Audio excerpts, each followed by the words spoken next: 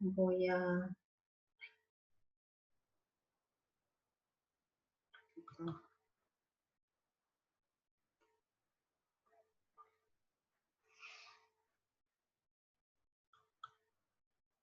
Voy a apagar mi cámara durante la exposición por si acaso a veces tengo problemas con internet.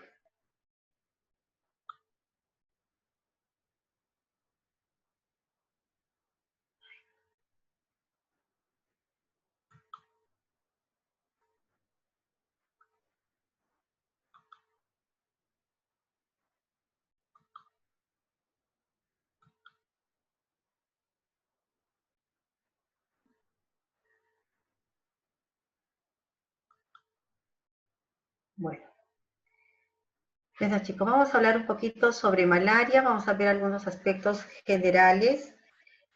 Como todos saben, paludismo es un problema de salud no solo a nivel nacional, sino también en muchos países del mundo, ¿no? Siendo una de las preocupaciones de la Organización Mundial de la Salud de tratar de eliminar esta enfermedad. Entonces, cuando vemos su prevalencia a nivel mundial, vamos a ver que este parásito está distribuido sobre todo en aquellos países tropicales, ¿no? Viendo, por ejemplo, en la India y en 19 países africanos, más o menos el 85% están concentrados en estos países, ¿no? Tenemos algunos países de la República de Congo, Uganda, Costa de Marfil, Mozambique, donde vemos una alta prevalencia de esta enfermedad. Las muertes que causa este parásito, cada día mueren más de 700 niños menores de 5 años en el mundo. Este es uno de los mayores problemas, de ahí la preocupación de la Organización Mundial de la Salud de tratar de eliminar esta enfermedad de la tierra, ¿no? O sea, de poder controlar esta enfermedad. En el 2008 se estimó que ocurrieron como 405.000 muertes, solo una reducción del 2.6% menos o menor que el año anterior. O sea, no realmente vemos que esta enfermedad, a pesar de los esfuerzos que hace la Organización Mundial de la Salud, no se logra controlar, ¿no? Siendo la población más vulnerable o el grupo etario más vulnerable los niños menores de 5 años, ¿no? Más o menos el caso de muertes que causa este parásito, el 67% son niños menores de 5 años. En el caso del Perú, vamos a ver que la incidencia ha ido en aumento desde el año 2011, notificándose 55.000 casos en el 2017. Y como sabemos, en nuestro país, las zonas endémicas justamente son las zonas de nuestra selva, Iquitos, la zona norte, Tumbes, ¿no? Siendo el parásito, la especie de parásito más importante, Plasmodium vivax, ¿no? Que causa más o menos el 76% de los casos en Perú, y en el caso de Falciparum es el porcentaje restante, ¿no? Un 24%. Entonces vemos que Perú también es, para nosotros también es un problema, es el paludismo, la malaria, ¿no? No solamente es en estos países africanos. Bueno, solo cuando hablamos entonces de paludismo, de malaria, tenemos que pensar qué factores están mediando esta prevalencia o esta incidencia de este parásito en estos diferentes países, ¿no? Entonces vamos a ver que hay determinados factores que predisponen, ¿no? la propagación de este parásito, ¿no? Entonces uno de ellos sabemos que es las condiciones ambientales, ¿no? Hay características ambientales que van a favorecer la proliferación de este parásito o que la prevalencia en esta zona sea alta, ¿no? Que tiene que ver con la temperatura, la humedad. Y otro factor importante es la presencia del vector, ¿no? Mientras si en esa zona, además de las condiciones climáticas, está presente el vector, ese es un problema importante, ¿no? Entonces, cuando hablamos de los factores que están mediando esa interacción huésped-parásito, tenemos que tomar entonces en cuenta no solamente la presencia del parásito, las características del parásito, sino también tenemos que tomar en cuenta las condiciones propias del hospedero, las características del hospedero.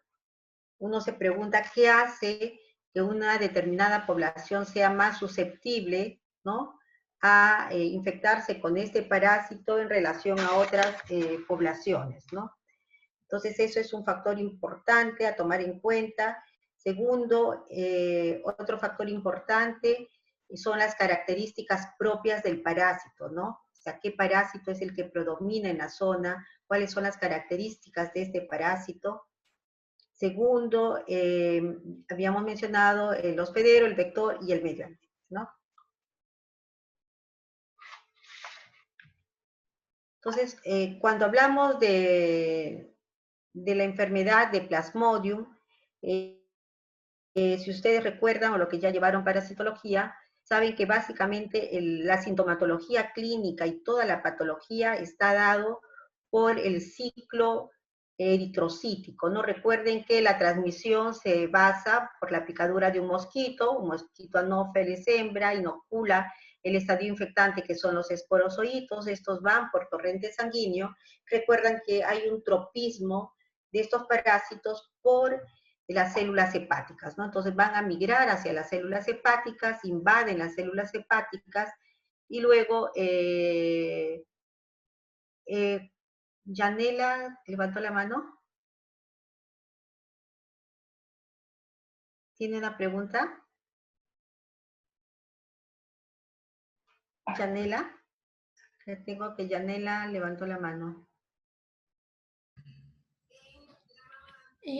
Creo que no, doctora. Creo que se... Ay. Ya, perfecto, gracias. Bueno, entonces decíamos que el parásito cuando ingresa, ¿no?, cuando pica el mosquito, recuerden que es el género Anopheles, la hembra, va a inocular, van a salir de las glándulas salivales los esporozoitos y estos van a invadir las células hepáticas. Dentro de las células hepáticas hay todo un ciclo, un tipo de reproducción esquizogónico a nivel de las células hepáticas y luego después de la reproducción, estos esquizontes o merontes van a liberar los merozoitos hepáticos que luego salen a invadir la célula roja. A partir de este momento podemos decir que empieza todo el cuadro clínico en el hospedero.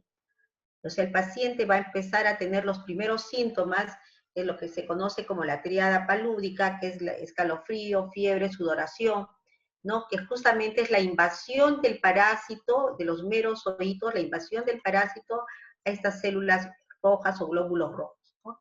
Entonces, esta invasión de los glóbulos rojos y la lisis, porque va a lisar los glóbulos rojos, son los que causan esta sintomatología. Pero además de todo este cuadro que se conoce como la tríada palúdica, vamos a ver que hay otros factores que van a afectar, ¿no? Y vamos a ver, dependiendo la especie, el cuadro puede ser más severo o menos severo. Sabemos que Plasmodium falciparum por lo general hace los cuadros más severos. Eso no quiere decir que las otras especies no. También vemos que en determinadas circunstancias algunos pacientes hacen cuadros también severos, ¿no? Entonces, estos cuadros, entonces decíamos, no solamente se debe por la invasión de los glóbulos rojos, sino también vamos a ver, dependiendo la especie, en el caso de Falciparum, estos parásitos o estas células rojas parasitadas pueden invadir, ¿no?, el tejido de la placenta, ¿no? Y esto va a causar, en el caso de las mujeres embarazadas, niños prematuros, de nacimiento prematuro, con bajo peso, ¿no?, que es un problema, puede causar en los casos aborto. Tenemos que pueden quedar atrapados a nivel de los vasos sanguíneos, ¿no?, lo que causa la malaria cerebral. Entonces vamos a ver que todo este ciclo que se da a nivel eritrocítico va a ser el causante o el responsable del cuadro clínico y la patología. Entonces, sí, bueno, y sabemos luego cuando viene el mosquito, Un mosquito sano toma sangre de una persona enferma, toma los gametocitos y bueno, se da todo un ciclo dentro del vector. Entonces, esto es importante tomar en cuenta, ¿no?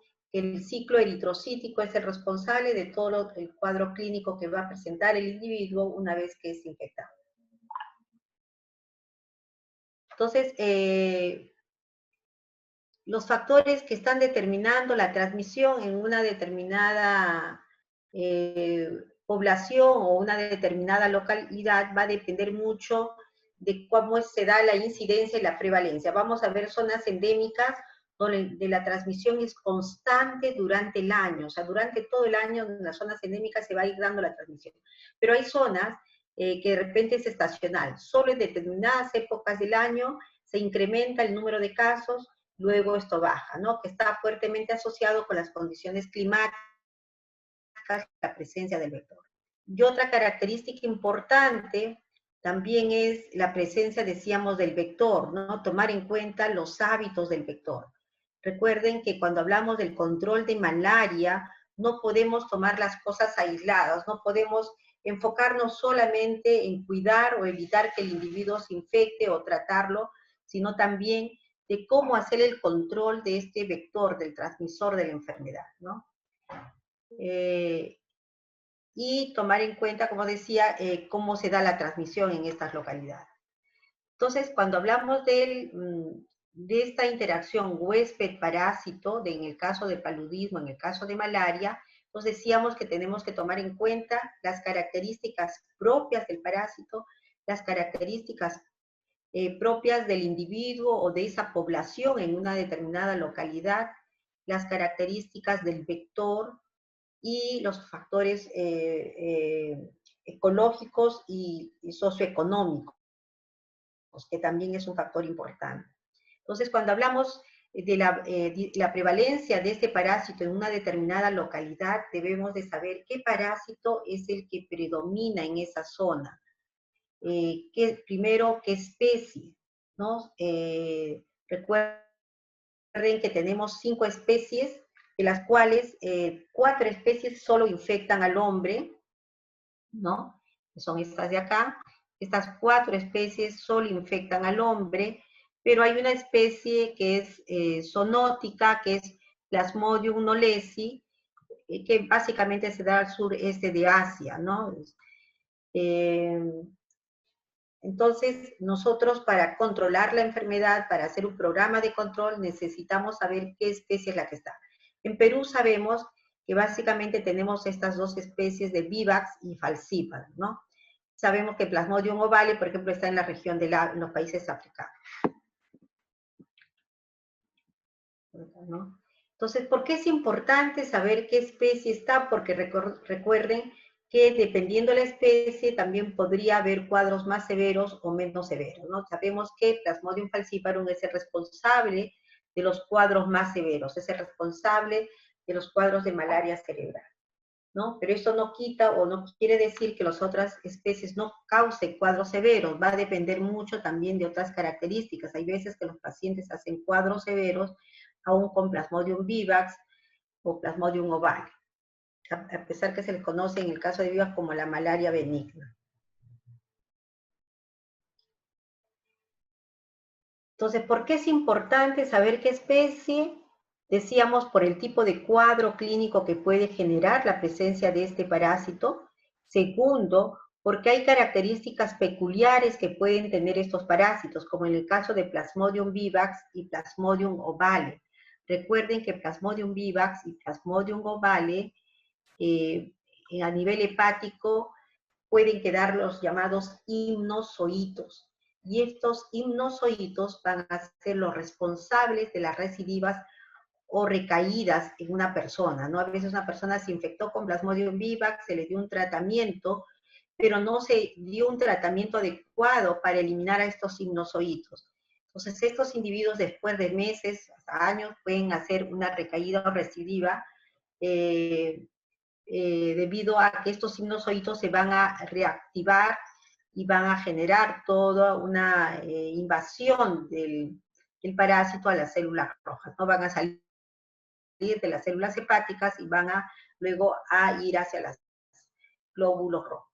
Entonces, ahí es importante saber qué tipo de especie es, porque el tratamiento va a variar. Si es Plasmodium vivax, el tratamiento es diferente a Plasmodium falciparum, porque tenemos que usar una droga que me permita eliminar estos himnozoides, ¿no?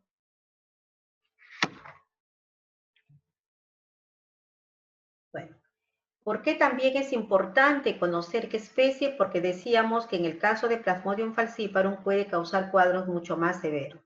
Y decíamos que estos cuadros más severos se va a deber a que cuando el parásito invade la célula roja, acá tenemos una célula roja que ha sido invadida por el parásito, entonces el parásito va a expresar en la superficie o en el citoplasma de esta célula roja proteínas.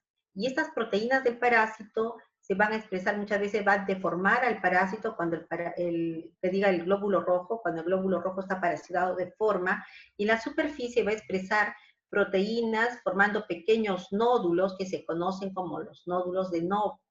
Y estos nódulos van a hacer que esta célula roja parasitada presenta un tipo de citoadherencia para determinados tejidos del hospedero, lo cual puede causar obstrucciones a nivel de los vasos sanguíneos.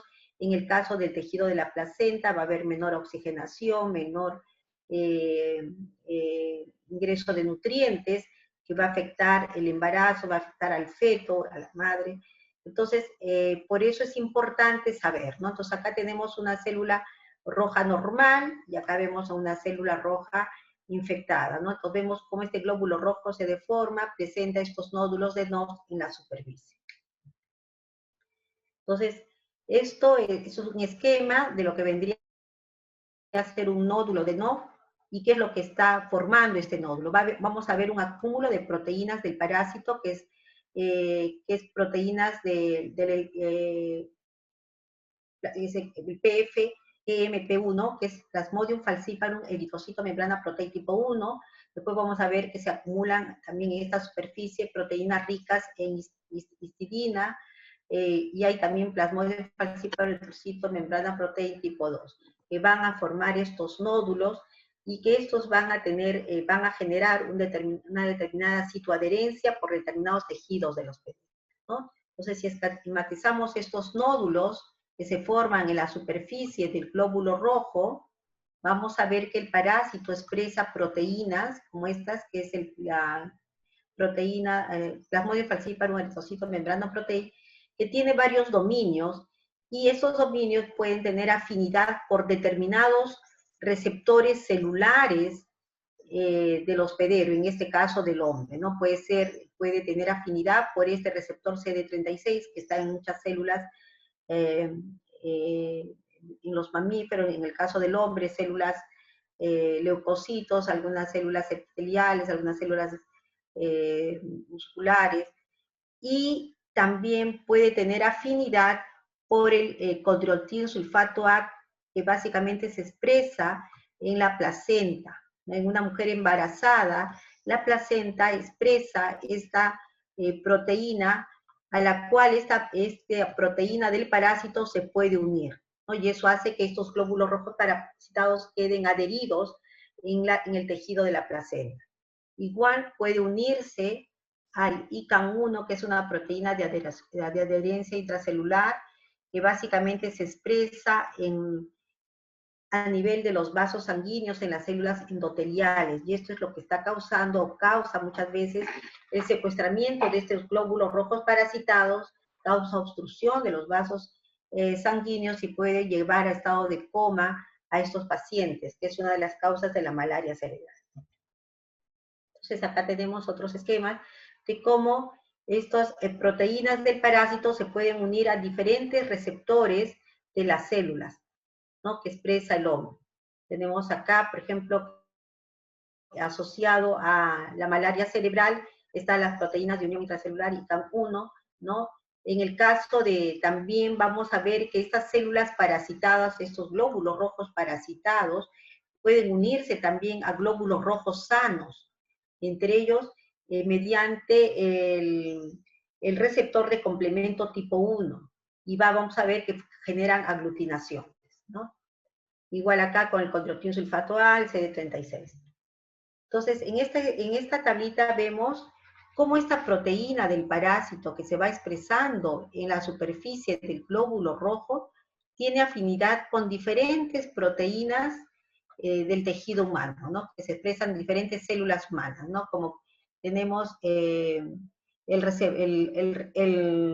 receptor de complemento tipo 1 que se expresa básicamente en las células o en los glóbulos rojos o leucocitos. Tenemos el condroitin sulfato A, ¿no? Que se expresa en las células endoteliales del sitio tropoblasto, que está a nivel de la placenta, ¿no? Esta proteína se puede unir al ICAM1, que está en las células endoteliales, y en fin, entonces hay una gran variedad de receptores celulares que van a tener afinidad por esta proteína, o esta proteína del parásito va a tener afinidad por una gran variedad de proteínas que expresan las células en su superficie. Y eso va a generar la aglutinación o el secuestramiento de estos glóbulos rojos.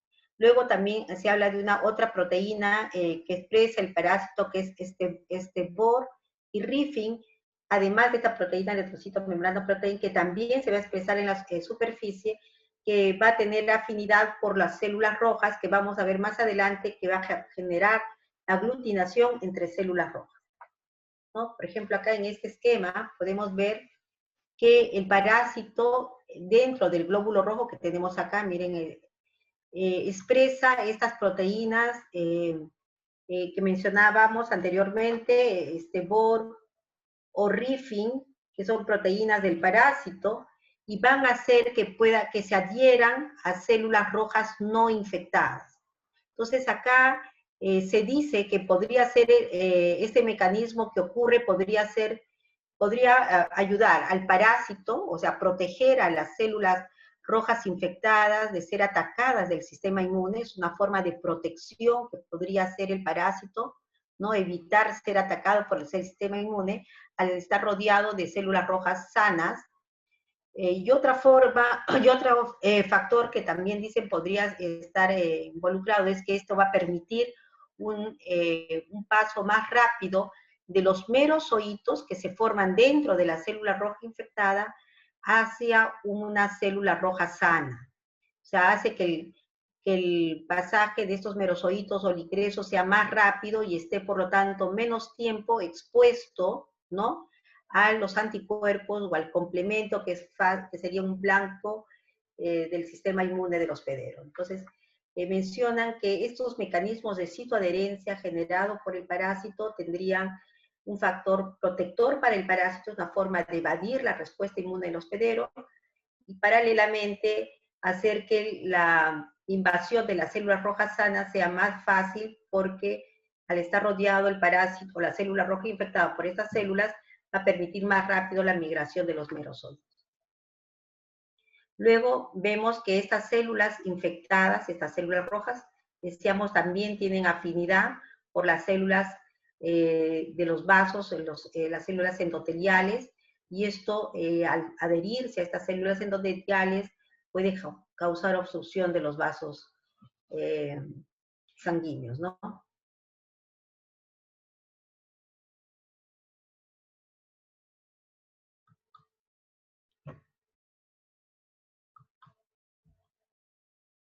Bueno, y este es otro ejemplo en el cual se ve cuando aíslan glóbulos rojos de una mujer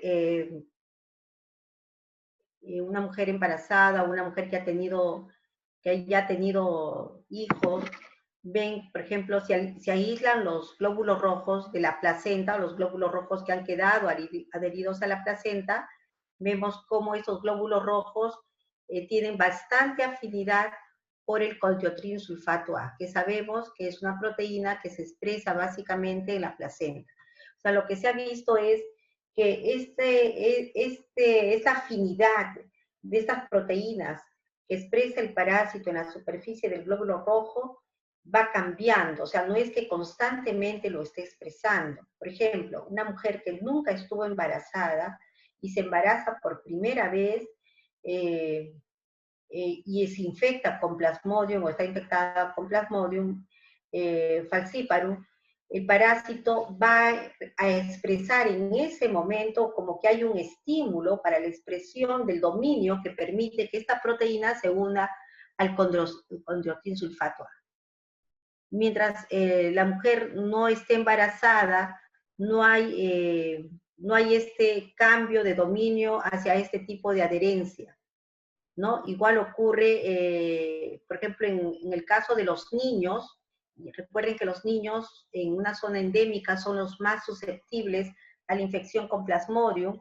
Entonces, vamos a ver que el parásito tiene mayor afinidad por el ICAM1, que básicamente es un receptor que se expresa en las células endoteliales de los vasos sanguíneos. Entonces, cuando se aísla glóbulos rojos de niños que están infectados con Plasmodium falciparum, van a ver que estos glóbulos rojos tienen una alta afinidad, tienen por ICAM1, que básicamente son los receptores que se encuentran en las células endoteliales de los vasos sanguíneos.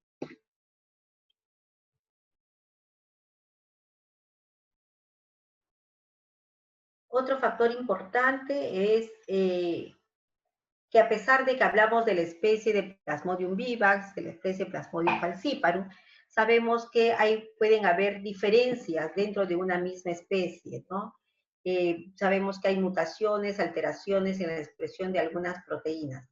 Y no solamente hay alteraciones o diferencias en cuanto a la expresión de algunas proteínas, sino también va a haber diferencias en cuanto a la capacidad infectiva que tenga este parásito para determinados vectores transmisores de la enfermedad.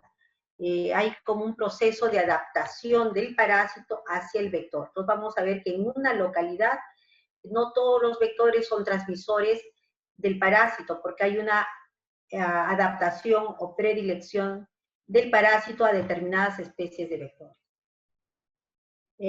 Otro factor importante, recuerden que hay diferencias, ahora hablamos mucho de lo que es resistencia a drogas, entonces es importante en la localidad donde nos encontremos, donde se dé la transmisión de Plasmodium, ver en esa zona, además de saber qué especie hay, a qué son susceptibles, qué drogas son susceptibles o a qué drogas son resistentes. Eso es importante para poder hacer un adecuado tratamiento. Luego, en el caso de Plasmodium viva, recuerden que hablábamos de los himnozoitos, y estos himnozoitos, decíamos, se reactivan después de meses o años. Entonces, y esta reactivación puede depender también de las condiciones o características de la localidad, ¿no? Se ha observado que en zonas donde la transmisión es estacional, muchas veces en aquellos periodos donde baja la transmisión, es decir, donde tampoco encontramos casi el vector, también estas recaídas bajan o estos casos disminuyen. Y cuando se incrementa las tasas de transmisión, es como que también estos casos de recaída se incrementaron, ¿no? Como que hubiera un patrón de recaída en base a las condiciones climáticas o las condiciones o formas de transmisión estacional que se da en una localidad.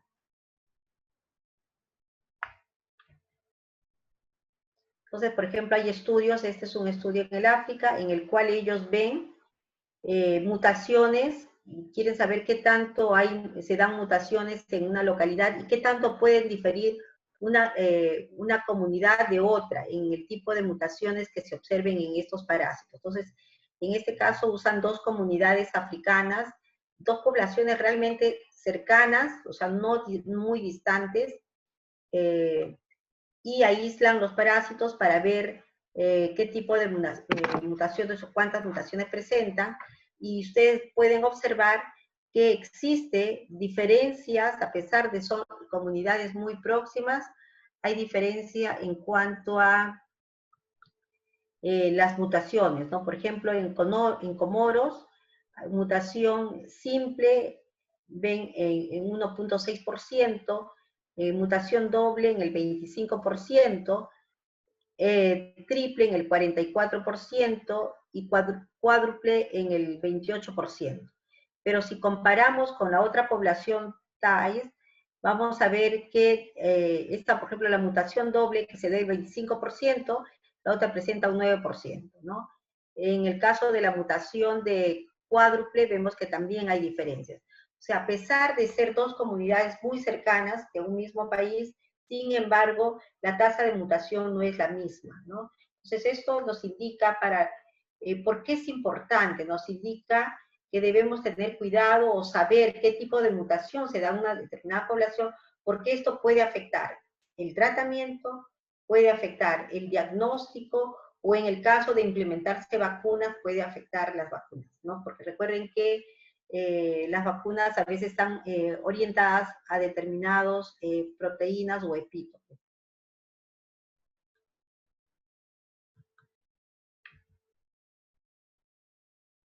Por ejemplo, en nuestro país, un trabajo de la doctora Dionisia Gamboa, que es investigadora de nuestra universidad, que trabaja con malaria, ellos, por ejemplo, encuentran o reportan que en Plasmodium falciparum aislado de la Amazonía peruana, encuentran mutación a nivel de una proteína, la proteína de Plasmodium falciparum rica en histidina 2 y la proteína rica en histidina 3, ellos encuentran que hay una mutación a nivel de estas proteínas. Entonces, uno se pregunta, y bueno, ¿y qué pasa? ¿Por qué es importante? ¿Por qué se menciona? Porque hay una prueba rápida, ¿no?, de diagnóstico de malaria, el RTD es una prueba rápida de diagnóstico de malaria que se usa para falciparum, que justamente se basa en la expresión de estas proteínas. Entonces, en nuestro caso, al ver en nuestra selva peruana mutación a nivel de estas proteínas, esta prueba no va a funcionar. Vamos a tener falsos negativos. Entonces, de ahí la importancia de saber cuáles son las características del parásito que predomina en nuestra localidad, ¿no? En el caso del Perú, por ejemplo, si nosotros usamos estas pruebas rápidas y no tuviéramos conocimiento de estas mutaciones, pues tendríamos o estaríamos haciendo un mal diagnóstico de la presencia del parásito, ¿no? Entonces, esto es la importancia que tiene el conocer cuáles son las características de los parásitos que predominan en una determinada localidad, ¿no? Luego decíamos la resistencia a droga. Ustedes saben que ahora uno de los mayores problemas que se tiene es el tratamiento de la enfermedad por la resistencia a drogas, ¿no? Entonces, una de las últimas drogas, el artemisín es una de las últimas drogas que se ha sacado altamente efectiva y hay muchos subtipos de artemisín o muchas otras drogas derivadas del artemisín. Sin embargo, se empieza a reportar también resistencia a esta droga. Entonces, esto es importante porque de acuerdo a las características del parásito que predomina en una región, la resistencia va a hacer que uno use una determinada droga. Después vamos a esto. Por ejemplo, lo que se trata en el caso de Plasmodium vivax. En el caso de Plasmodium vivax, por ejemplo, este parásito, recuerden que no solamente es tratar a los parásitos a nivel hemático, sino también tratar a los himnozoitos. Y una de las drogas que se usa para el tratamiento de los himnozoitos es la primaquina. Pero se ha reportado resistencia a primaquina. Entonces, se vienen haciendo estudios tratando de buscar otras drogas alternas, y una de ellas es el tafenoquina para el tratamiento de estos himnozoitos, ¿no? Entonces hay estudios en los cuales comparan esta droga, la primaquina, con la tafenoquina, y encuentran que la eficacia de la tafenoquina es similar a la primaquina, ¿no?, como una droga alterna para el tratamiento de Plasmodium vivax. Otro factor importante en el tratamiento de Plasmodium vivax es que se ha visto que personas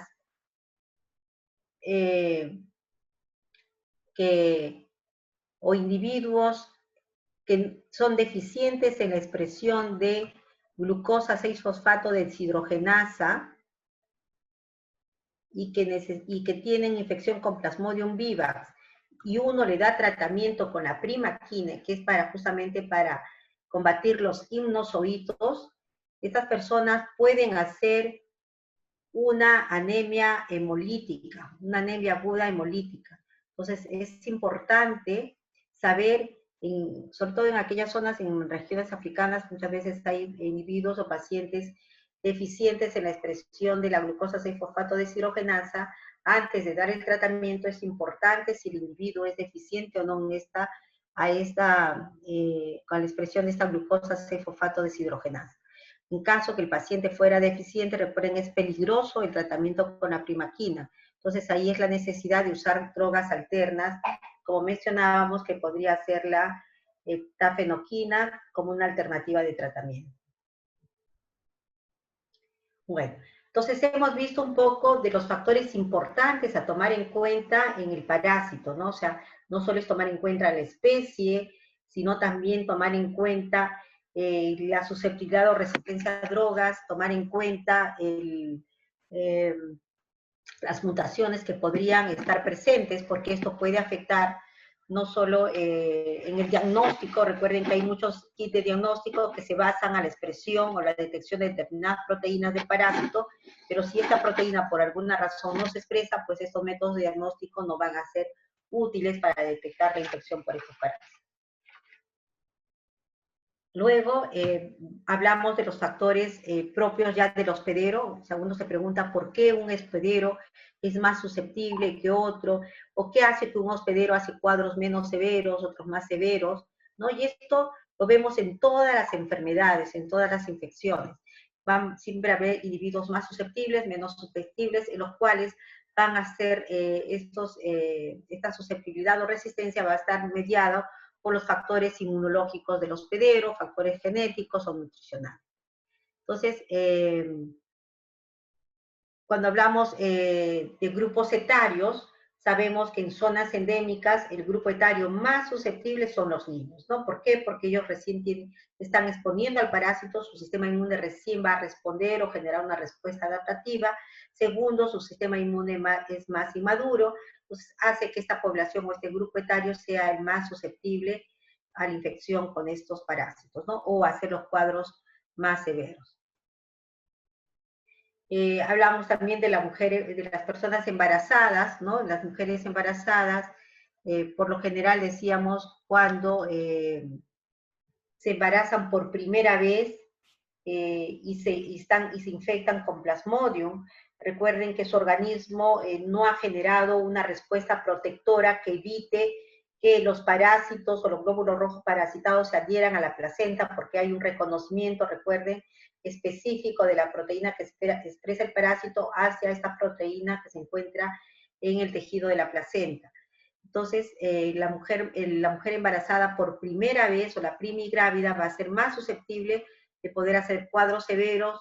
Entonces, ahí es importante, ¿no? En algunos casos es dar tratamiento, se da un tratamiento a estas mujeres embarazadas para evitar estos cuadros severos o el daño o alteración del feto, ¿no? Entonces, es importante dar un tratamiento preventivo. Y bueno, y cuando hablamos de zonas no endémicas o zonas donde la transmisión es estacional, podríamos decir que toda la población va a estar en riesgo a infección o a hacer cuadros severos, ¿no?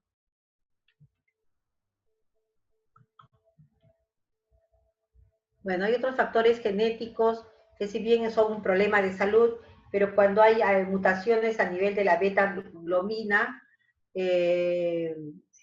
vamos a ver de que estas mutaciones van a ser, les van a dar cierto grado de resistencia a hacer cuadros severos, sobre todo, ¿por qué? Porque el tiempo de vida del glóbulo rojo es muy corto y no da tiempo como para que el parásito pueda expresar en su superficie algunas proteínas de adherencia que son las responsables de los cuadros clínicos severos, ¿no? Que mencionaba, por esta capacidad de citoadherencia.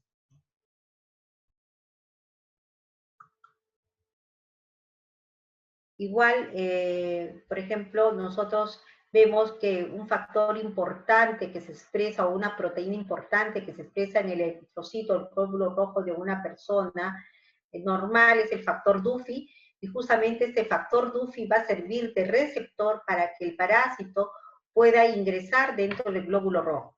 Este factor Duffy es un receptor importante, sobre todo para Plasmodium vivax.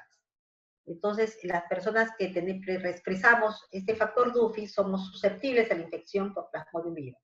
Pero, ¿qué pasa en el África, donde la gran mayoría de la población es deficiente la expresión de este factor Duffy? Entonces, va a ser de por sí resistente a la expresión de Plasmodium vivax.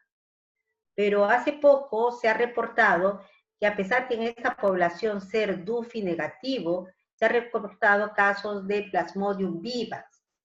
Entonces, la pregunta es, ¿qué está haciendo que Plasmodium vivax ingrese en estas personas que son Duffy negativo? Entonces, hay estudios en los cuales van a encontrar o observar que además del factor Duffy, existe otro factor que es el receptor de complemento tipo 1, que también se expresa en la superficie del glóbulo rojo y que va a servir de receptor para el ingreso de Plasmodium vivax. Hay un trabajo que los menciono acá del 2019, en el cual también participa la doctora Dionisia Gamboa, en la cual mencionan o hacen estudios in vitro para ver qué tan importante es este receptor de complemento tipo 1 para que el parásito pueda ingresar dentro del glóbulo rojo. Entonces hacen una serie de ensayos in vitro y ven que efectivamente este receptor tipo 1, receptor de complemento tipo 1, también sirve como una proteína de adherencia al parásito y para que este parásito pueda ingresar dentro del glóbulo rojo. Entonces, uno de los problemas que existe con Plasmodium vivax es que Plasmodium vivax es difícil de hacer cultivos in vitro. Recién en los últimos años se han logrado hacer algunos cultivos in vitro del parásito y eso está permitiendo conocer más sobre algunas características como proteínas involucradas en la adherencia. O sea, se sabe que en el hospedero, en el hombre, este receptor de complemento tipo 1 que se expresa sobre todo en los reticulocitos o glóbulos rojos inmaduros, va a permitir que el parásito pueda adherirse y pueda ingresar. Pero este complemento o este receptor tipo 1 va a cambiar, cuando el parásito cambia de la fase de reticulocito o glóbulo joven a maduro, va perdiendo este receptor. Entonces, lo que no se sabe es cuál es la proteína que expresa el parásito que permite justamente la unión a este receptor de complemento tipo 1. Entonces, como les decía, uno de los problemas que existe con Vivax es que no se puede cultivar al parásito y esto dificulta o que se puedan caracterizar algunas de estas proteínas involucradas en la citoadherencia, ¿no? A diferencia de Plasmodium falciparum sí se puede cultivar en el laboratorio y esto ha permitido que se puedan hacer una serie de estudios para conocer qué proteínas expresa el parásito, con qué tipos de receptores celulares tiene afinidad, cómo sería esa interacción entre el parásito y la célula, ¿no? Mientras que en el caso de Plasmodium vivax, no tener un modelo in vitro hace difícil esos estudios.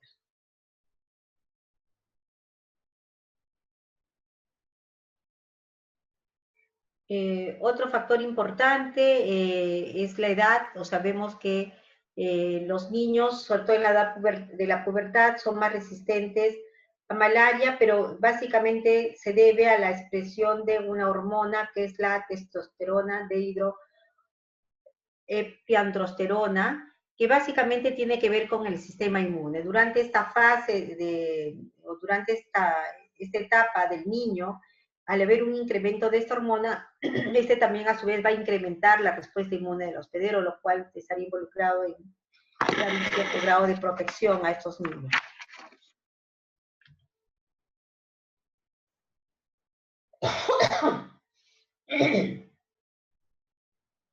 Coloco factores nutricionales. Cuando uno revisa la literatura, hay trabajos un poquito antiguos en los que hablan que los factores nutricionales son importantes, pero habría que tomar en cuenta acá dos consideraciones cuando hablamos de factores nutricionales. Una desnutrición severa, como es el marasmus o kwashiorkor, o una desnutrición de repente no severa.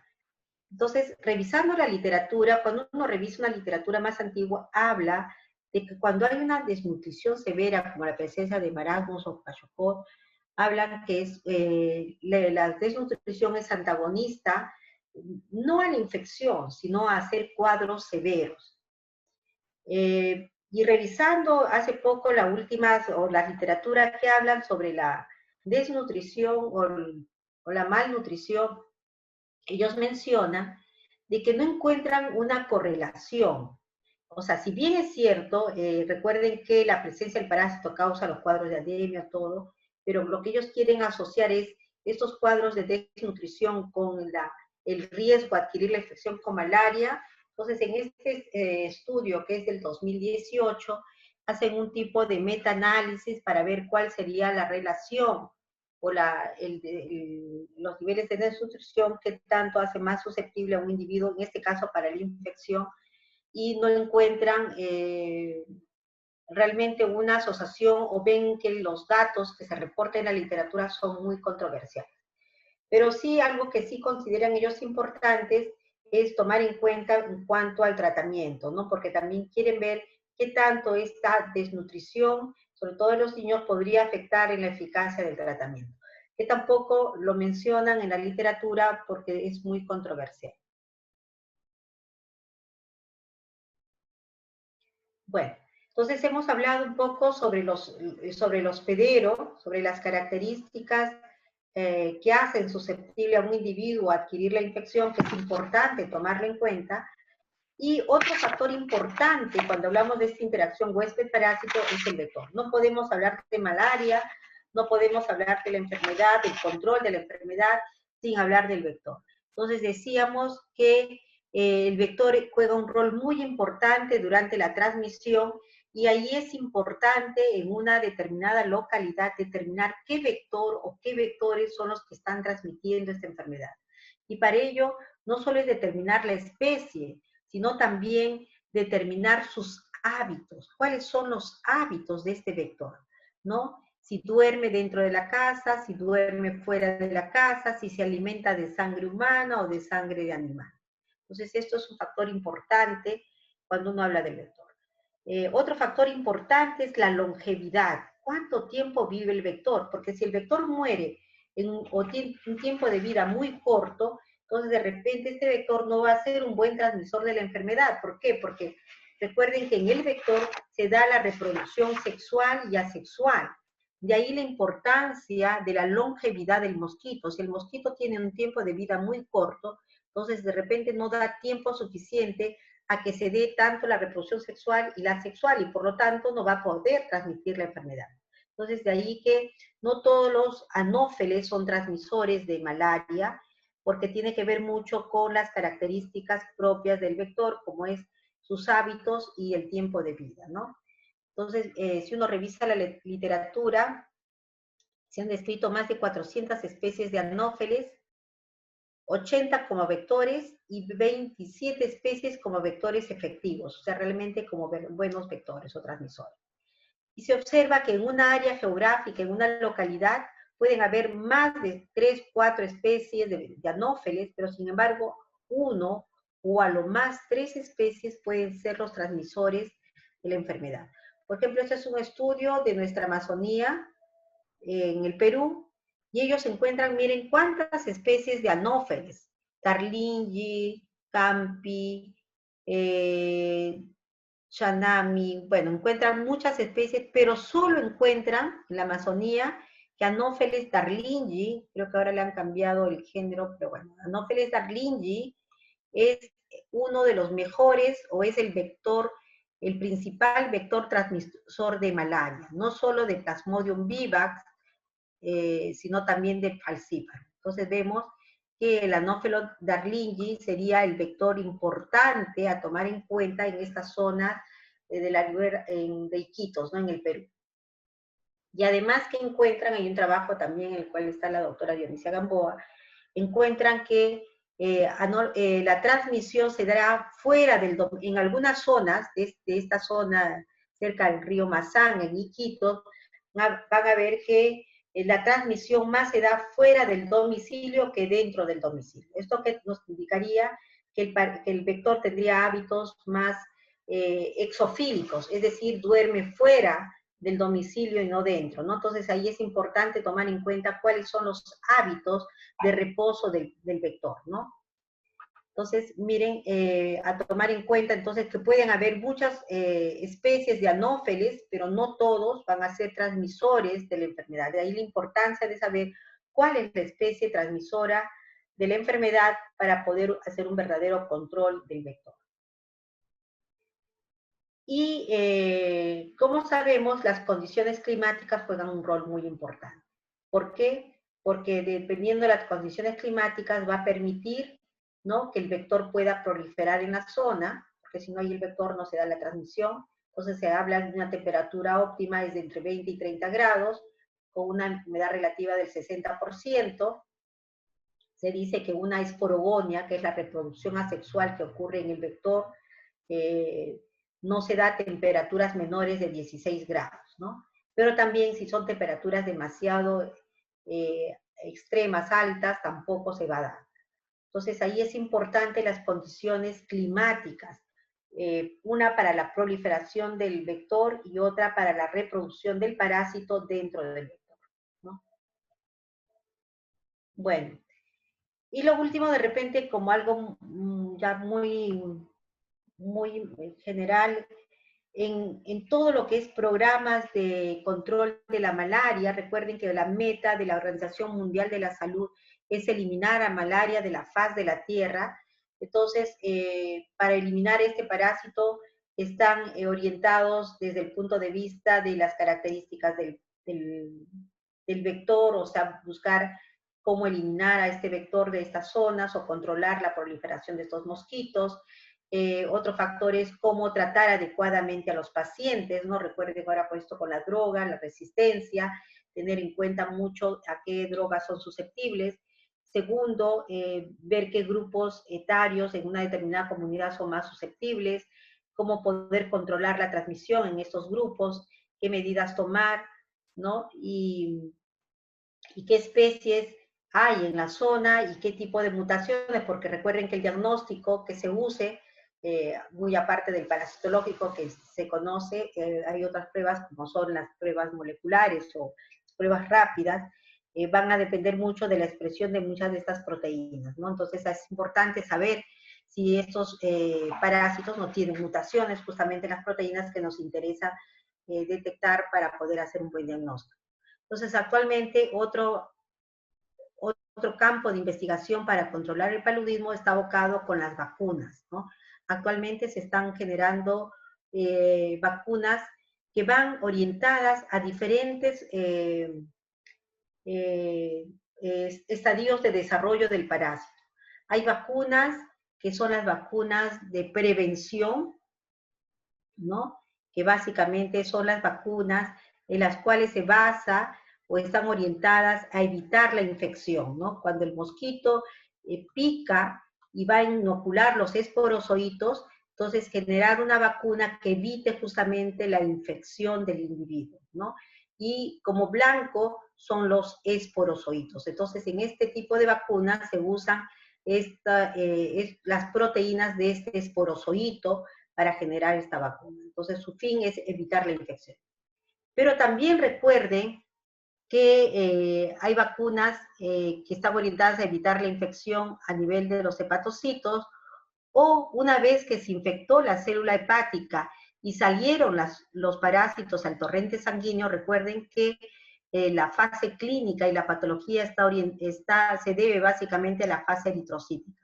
Entonces, hay vacunas actualmente que están orientadas a evitar la invasión de los merozoitos hacia las células, ¿no? Acá tenemos también, ¿por qué? Porque si nosotros generamos una vacuna contra estas proteínas de los merozoitos, que son las que van a invadir las células rojas, y generamos una vacuna que evite esa invasión, vamos a evitar también la enfermedad o los cuadros clínicos, ¿no? Entonces, actualmente hay vacunas, no existe todavía una vacuna, mejor dicho, hay estudios orientados a encontrar una vacuna que eviten justamente la invasión de los glóbulos rojos y por lo tanto disminuir o evitar los cuadros clínicos o la patología que causa el parásito, ¿no? Y hay otra vacuna que está orientada a evitar la reproducción sexual del parásito en el mosquito. Entonces, ¿qué hacen? Inmunizan también, están tratando de conseguir proteínas de los gametocitos, que son los estadios infectantes del mosquito, de tal forma que cuando el mosquito toma sangre de una persona infectada, entonces no solo va a tomar los parásitos, los gametocitos, sino también los anticuerpos, y si esa persona ha sido vacunada, esos anticuerpos van a actuar a nivel del tracto intestinal del mosquito, evitando ya sea la unión de los gametocitos o la unión del ookineto a nivel del intestino. Entonces, de esta forma, bloquear la reproducción del parásito dentro del mosquito.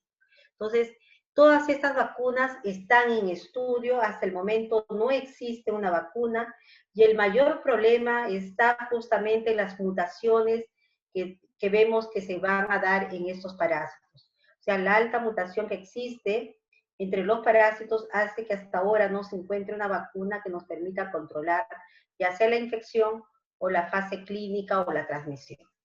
Una de las vacunas que ya están en fase 3 o 4 es justamente contra esa vacuna para evitar la infección contra los esporozoitos. Actualmente tal vez es una de las vacunas más avanzadas, pero todo está en estudio, ¿no? No podemos decir que tenemos una vacuna. Bueno, eso sería todo, chicos. Recuerden que en el programa de control de la malaria, entonces tenemos que articular todo, articular parásitos, caracterizar parásitos, hospedero, medio ambiente, vector, ¿no? Todo para poder hacer o lograr, de acuerdo a lo que dice la Organización Mundial de la Salud, a ver si para el 2030 se logra eliminar la malaria, ¿no? Entonces es uno de los grandes retos que tiene la Organización Mundial de la Salud. Bueno, muchísimas gracias. No sé si tengan alguna pregunta. Muchas gracias, doctora, por esta excelente ponencia. En nombre de CEPAIS agradecemos su gran disposición y esperamos poder tenerla en una charla pronto. Si es que alguien tiene una pregunta, puede prender su micrófono y hacerla. Doctora, hay preguntas en el chat también, si es que las puede... A ver.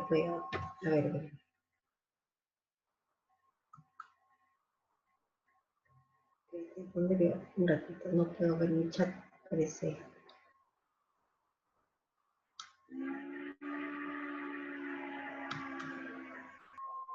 Doctora, si quiere se la puedo leer también.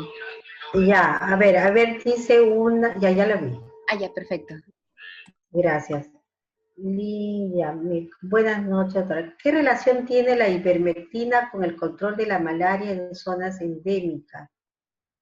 Bueno, hasta donde yo sé, no he visto que la ivermectina tenga algún efecto antimalárico. La verdad, no he revisado realmente la literatura sobre la ivermectina, entonces no le podría... Me parece que no tiene efecto antimalárico, pero no he revisado, o sea, no le podría decir. Sería cuestión de revisar realmente. Existe actualmente investigaciones sobre lo que pregunta Yanela.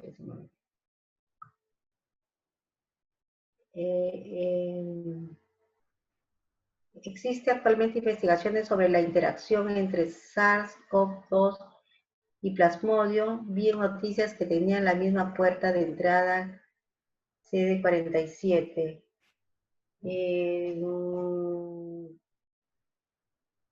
Probablemente, pero no le podría decir. Yo me imagino que es una, de repente una hipótesis, pero que esté demostrado, no lo sé, no le podría decirla realmente, no sé qué tan de cierto tenga. Recuerden que con las noticias hay que tener cuidado, pero no he visto, por lo menos un reporte científico, no lo he visto. No sé si haya salido recién en este último mes, la verdad no le podría decir. No sé si tengan alguna otra pregunta.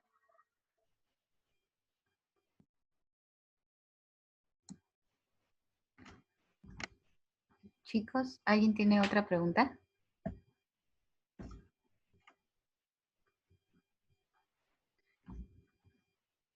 Bueno, si no hay más preguntas, muchas gracias a todos por asistir. Nos vemos en la próxima charla. El link de asistencia está en el chat. Tengan buena noche. Muchas gracias, chicos. Cuídense. Gracias por la invitación. Gracias, doctora. De nada. Gracias, doctora. De nada, chicos.